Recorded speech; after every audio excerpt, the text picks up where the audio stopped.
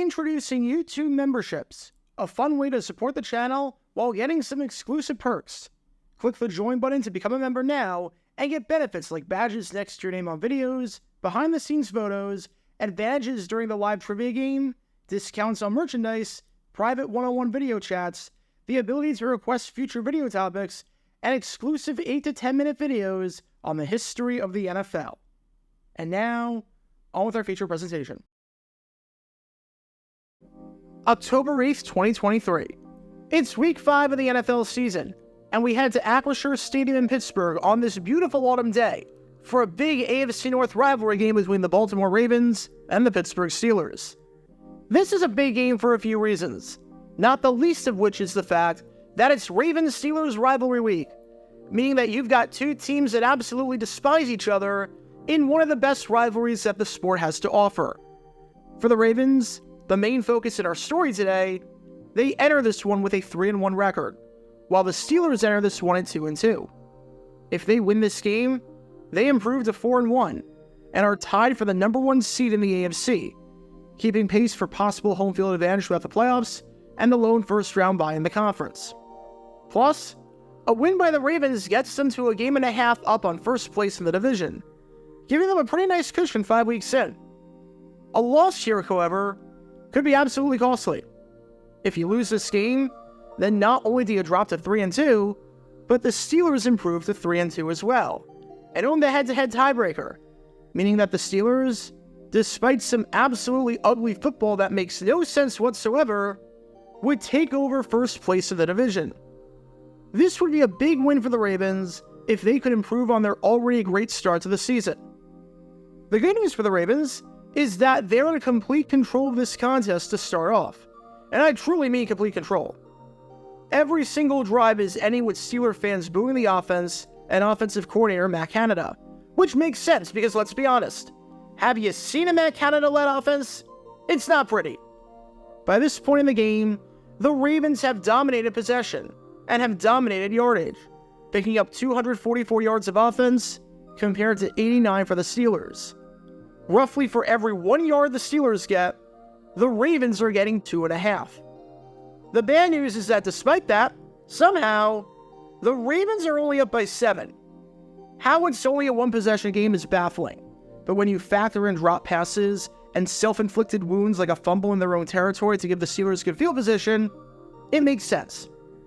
But still, the Ravens are up by 7, and they have a chance to get some points here and make it a 2-possession game at the half, which would be a pretty good spot to be in for sure. And on 3rd and 10, when Lamar Jackson hits Nelson Aguilar for a gain of 8 yards, it sets up 4th and 2 at the 23-yard line, well within Justin Tucker's field goal range to make it a 2-score game going into the half. All you have to do here is kick the field goal. Run down the clock and kick the field goal. Just run down the clock and kick the field goal. Take the 2-score lead at the half, let the boo birds fly down from the stands, and give yourself a cushion at the break. Just run down the clock and kick the field. To the other side, they're going to snap it. Oh god, they're going for it. Oh god, they're actually going for it. But like, do you see how much time is left? Do you see how little of an opportunity you would get to score a touchdown, even if you got the 4th down conversion? Why are you not taking the points? Why are you not kicking the field goal? John Harbaugh, for the love of all things crab cakes, and for the sanity of all Baltimore Oriole fans that had to suffer enough this week, why are you not kicking the field goal? They're going to go for it on 4th down. Jackson fires and nobody there. Welcome to Dumb Decisions. Before I break down what happened here, this whole series is about taking an in-depth look at decisions made during games that were clearly awful from the start. This isn't something to look bad in hindsight. Rather, this is something to look awful almost immediately. These are moves where your gut instinct tells you right away that there is no way this can possibly work. And sure enough, your gut instinct was smarter than that of an NFL head coach. And for this one, we're taking a look at the mind of Baltimore Ravens head coach John Harbaugh. I mean, my God, John, how many times are you going to have no idea what to do in the middle of a game? How many times am I going to have to feature you on dumb decisions? In the last 12 months, This is now the 4th appearance that you've made on this show because of your ineptitude in the middle of a contest. You know, you easily could be 5-0 right now. You easily could be right next to the Philadelphia Eagles and the San Francisco 49ers among the undefeated teams in the league. However, you blew the game against the Indianapolis Colts because you couldn't read a clock. And you can learn more about that debacle by clicking the card in the upper right corner. And you blew this game by doing, well, everything. There's no reason that your Ravens should have lost this game. No reason whatsoever. There is no excuse for this one. And this gaffe perfectly sums up Harbaugh's last calendar year as a head coach. He's lost his touch and has no idea what he's doing from an in-game management standpoint, because this decision to go for it truly made no sense. So with that being said, let's take a look at why going for it on 4th and 2 with 13 seconds left made no sense whatsoever. As always, I like to look at things from a risk and reward standpoint. So let's humor ourselves for a moment and assume that the Ravens did in fact pick up the requisite 2 yards needed for a first down. And let's be honest, picking up 2 yards is not exactly hard. It's not like this is 4th and 13, where the odds are heavily stacked against you. Sure, 4th and 2 isn't easy, it's not a guarantee, but picking up 2 yards is by no means impossible, and the odds might be in your favor as an offense from 2 yards out. Alright, so you get the first down. You get the 2 yards needed to move the chains, and in all likelihood, you'll have to call a timeout, since you want to use the whole field on this 4th down conversion. Now, you have no timeouts, and you have about 12 seconds left. What happens next? You're at the 20 or the 21-yard line, and you've got time for 1, maybe 2 plays if you're lucky to get into the end zone where you can't use the middle of the field because you have no timeouts, meaning that you have to take 2 shots to the end zone from the edge of the red zone. You've got 2 shots max, and even that might be pushing it. Considering how long it takes to run a play like that, you might only have time for 1 shot from the 20-yard line to reach the end zone. Again, you got the first down. Now, you need to go 20 yards in 1 play to score the touchdown. If you don't, guess what you're going to be doing? That's right, you're going to be kicking the freaking field goal. Even if you got the first down, which is not easy by itself with Pittsburgh's defense, you're probably going to be lining up for the field goal anyways, because you're not going to have enough time left to do anything. If the Ravens did this where you can get the first down with 53 seconds left, alright, that's a different story. But to do it where you can get the first down with under 15 seconds left and no timeouts, you can't treat this like a 4th and 2. You have to treat this like a 4th and 22. And obviously, you'd be kicking the field goal if it was 4th and 22. Again, even if you get the first down, you only have time for 1 play from a fairly large distance away, which has to be to the end zone because of how little time is left, and because that would be the only way that this makes sense. Which means that there are only 2 real reasons that make any sense as to why you would go for it in this spot. Number 1, you genuinely believe that you liked your odds of scoring on 1 play from 20 yards out. Or number 2, you needed to get the kick closer for your kicker. Starting with number 1. If you seriously like your odds of scoring on 1 play from 20 yards out, to the point where you're willing to forego automatic points and a 2-possession lead to even try that, that's crazy. The odds are not in your favor.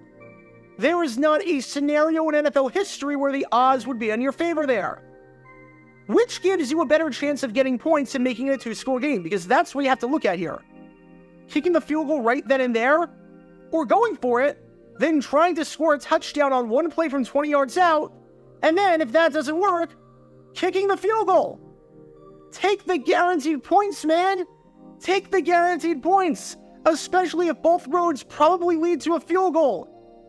Go into the half up by 2 scores against the Pittsburgh team that can't move the ball. Take the guaranteed 2-score lead. Option A gets you that right away. Option B will get you that eventually, but you have to take a lot of risks to do it. So you might as well go with option A. And going on to number 2. If you seriously called a play like this to get closer for your kicker, because again, that's really one of the only ways that this makes sense, you need to be fired immediately. At the 45-yard line, yeah, this makes sense. But at the 23-yard line, with Justin Tucker as your kicker, I don't think I need to tell you this, but Justin Tucker might be the greatest kicker in the history of the sport. The day he needs to get closer than the 23-yard line to get a field goal in his range is the day he probably turns 70 years old. There is no difference for Tucker between the 23-yard line and the 21-yard line. 2 yards makes no difference for him. The man has missed 3 field goals from inside 40 yards in his career, and he's been in the league since 2012. The man is automatic. The man has hit 98.5% of his kicks from inside 40. I promise you, you do not need to call a play like this to get any closer. But as it turns out, even though those are the only 2 explanations that have any real logic to them, where you think you can score from 20 yards out on one play, or you need to get closer for your kicker, again, neither of those are really great options, but those are the ones that didn't make any sense, Harbaugh called this play for a third option. After the game, Harbaugh spoke on his decision to not kick the field goal at the end of the half. And the explanation didn't really seem to make a whole lot of sense when you break it down. Said Harbaugh, "We were planning on kicking the field goal there. The idea was to run the clock down and not leave them time to come the other way. And then just call a timeout and kick the field goal. But we just had a miscommunication in the heat of the battle. We weren't on the same page. They jumped the neutral zone, and guys thought they were in the neutral zone and went ahead and snapped it.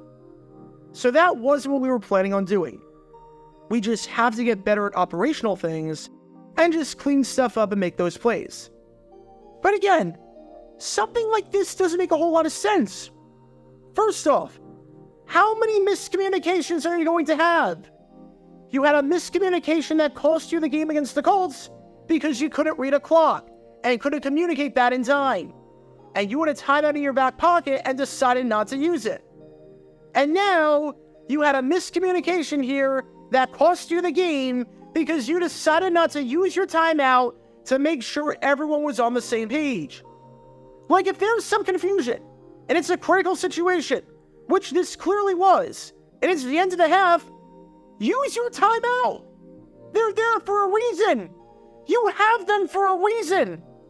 And again, even if you do get the free play by taking it down to 1 second and getting them to jump, okay, so you get them to jump with 1 second, which means you're getting the first down with 6 seconds on the game clock. Guess what? With 6 seconds left, you're still trying the field goal. You're not taking a shot at the end zone with 6 seconds left at the 26-yard line. The free play does you nothing if your goal was truly to run down the clock to 1 second, try for the hard count, and then call a timeout. Like, did you not think a play or two ahead on this at all? Did you not apply any logic as to what happens after you get the first down? Even if this play works as intended, and like you wanted to, you're lining up for a field goal, just a few yards closer, where the yards mean absolutely nothing because you've got the most automatic kicker that this sport has ever seen. I mean, my God, Harbaugh, what the heck are you doing? Like I said before, this is now the 4th time in the last 12 months that John Harbaugh has appeared on dumb decisions. Last year, he had a bizarre decision at the end of the first half against the New England Patriots, where he had his guys line up in a defense to give the Pats 3 automatic points for some reason. I don't know why. You can learn more about that by clicking the card in the upper right corner. Then, you had the entire debacle with clock management at the end of the wildcard game against the Cincinnati Bengals, which you can learn more about by clicking the card in the upper right corner. And now, you've got the 2 disasters this season against the Colts and the Steelers, which might be single-handedly costing the Ravens a chance at being 5-0 right now. And now, if you're the Ravens, you're technically behind the Pittsburgh Steelers in the division race, a team led by Matt Canada as offensive coordinator, for crying out loud. Again, you're behind them because of your stupidity. Dating back to last season, the last 3 losses have included something bizarre with John Harbaugh that made no sense whatsoever from an in-game management standpoint. John Harbaugh, man, what are you doing?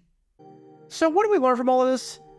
If you have a timeout and there's miscommunication, and it's a big play, especially when the same thing happened earlier in the season and also cost you the game, and especially when you won't use your timeout for any other point in the half, then for the love of God, use it! Why are you shaving your timeout in that spot? If you're gonna go for it, you need to think about what happens after you go for it, and if you succeed, what happens next. If you think about that, and your mind still comes to the conclusion that you're more likely than not going to be kicking the football, and it's the same outcome as you would have had before, then maybe it's a good idea to just kick the field goal right away, cut out the nonsense, and take the guaranteed 3 points, especially when you can make it a 2-possession game with a half. Just food for thought. And if the best case scenario that's realistic involves you getting the first down and moving 2 yards closer for the most automatic kicker in the history of the sport when you're already in his automatic range, which doesn't really change anything from if you just kick the field goal right away, then maybe, I don't know, kick the field goal from the start.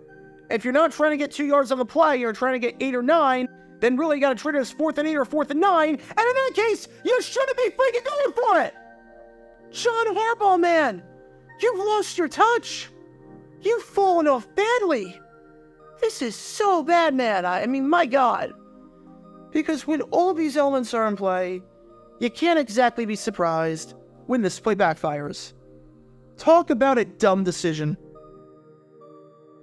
Get your official Jaguar Gear 9 merchandise by going to jj9shop.com, and be sure to like and subscribe, as it really helps the channel out a lot. Join me every Wednesday night where we'll play NFL Trivia for cash prizes at 9 p.m. Eastern over on Twitch. To learn more about the history of college football, subscribe to Jaguar Gator 8. To learn more about the history of Major League Baseball, subscribe to Jaguar Gator 7. Also, special thanks to all of our Patreon supporters for helping out the channel. Your support is greatly appreciated. See how you can become a patron and request future video topics in the description below.